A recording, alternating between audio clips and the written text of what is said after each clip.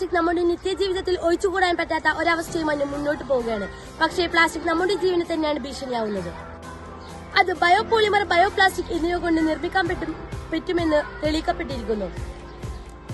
പക്ഷേ ഞങ്ങൾ ഗ്ലിസറിൻ, വെള്ളം, ജലാറ്റിൻ, വിനാഗിരി എന്നിവ കൊണ്ട് നിർമ്മിച്ചിരിക്കുന്നു.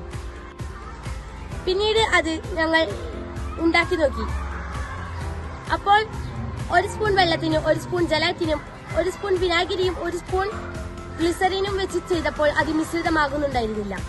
പിന്നീട് 2 സ്പൂൺ വെള്ളത്തിന് 1 സ്പൂൺ ഗ്ലിസറിനും 1 സ്പൂൺ വെള്ളവും 1 സ്പൂൺ ജലാറ്റിനും വെച്ച് നോക്കിയപ്പോൾ വീണ്ടും അത് മിശ്രിതമാകുന്നുണ്ടായിരുന്നില്ല. പിന്നീട് അതിന് 3 സ്പൂൺ വെള്ളവും 1 സ്പൂൺ ജലാറ്റിനും 1 സ്പൂൺ ഗ്ലിസറിനും 1 സ്പൂൺ വിനാഗിരിയും വെച്ച് ചെയ്തപ്പോൾ അത് മാവ് പോലെ കാണുന്നു. ഇങ്ങനെ പല പ്രാവശ്യം ഞങ്ങൾ ഉണ്ടാക്കി നോക്കി ബയോപ്ലാസ്റ്റിക്. അപ്പോഴെല്ലാം ഇത് പരാജയപ്പെട്ടിരുന്നു. പിന്നെ ഞങ്ങൾ 4 സ്പൂൺ വെള്ളത്തിന് 1 സ്പൂൺ എന്ന അളവിൽ ചെയ്തു നോക്കി. അത് ബയോപ്ലാസ്റ്റിക് ആയി തന്നെ നമുക്ക് കിട്ടി. വെള്ളത്തിനെ കൊണ്ട് നിർമ്മിച്ച ബയോപ്ലാസ്റ്റിക്കിന് ബലം കുറവായിരിക്കും, അവ പൊടിഞ്ഞു പോകും. പിന്നെ ഞങ്ങൾ വെള്ളത്തിന് പകരം വായനാര് കൊണ്ട് പരീക്ഷിച്ചു നോക്കി.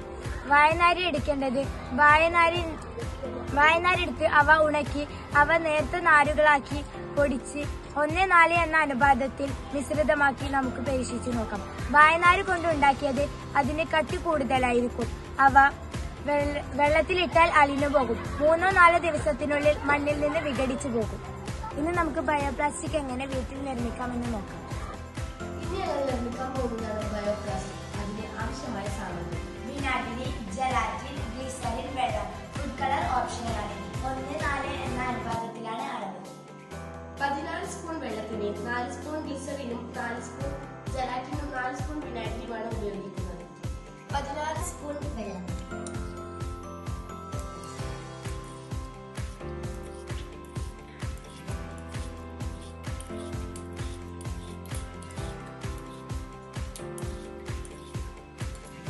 സ്പൂൺ ഗ്ലിസറിൻ,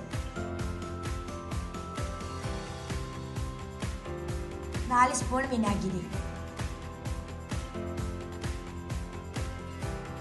4 സ്പൂൺ ജലാറ്റിൻ,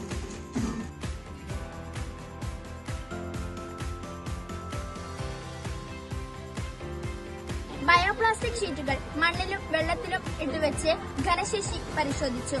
മണ്ണിൽ 8-10 ദിവസത്തിനുള്ളിലും വെള്ളത്തിൽ 6-7 ദിവസത്തിനുള്ളിലും വിഘടിച്ചു പോകുന്നു. നനഞ്ഞ മണ്ണിൽ 7-8 ദിവസങ്ങൾക്ക് ശേഷം വിഘടിക്കുന്നതായും മണ്ണിൽ 8-10 ദിവസങ്ങൾക്ക് ശേഷം വിഘടിക്കുന്നതായും ഞങ്ങൾ കണ്ടു. വെള്ളത്തിൽ 3-4 ദിവസങ്ങൾക്ക് ശേഷം വഴുവഴുപ്പുള്ളതായി കാണപ്പെട്ടു. 6-7 ദിവസങ്ങൾക്കുള്ളിൽ വഴുവഴുപ്പ് കൂടി. ഇതാണ് ഞങ്ങൾ യന്ത്രസഹായമില്ലാതെ വീട്ടിൽ നിന്നും ഉണ്ടാക്കിയ ബയോപ്ലാസ്റ്റിക്. ഇതിന് നല്ല ബലമുള്ളതായി നമുക്ക് കാണാൻ കഴിയും. ഷീറ്റുകൾ ഉപയോഗിച്ച് നമുക്ക് സഞ്ചികളും ബാഗുകളും നിർമ്മിക്കാം. അത് പ്ലാസ്റ്റിക് മലിനീകരണം കുറയ്ക്കാൻ നമ്മെ സഹായിക്കുന്നു. ഇതൊന്ന് പരീക്ഷിച്ചു നോക്കൂ. ഇതൊന്ന് പരീക്ഷിച്ച് വിജയിച്ചാൽ നമുക്ക് പ്ലാസ്റ്റിക്കിനെതിരെ വലിയ മുന്നേറ്റം നടത്താം.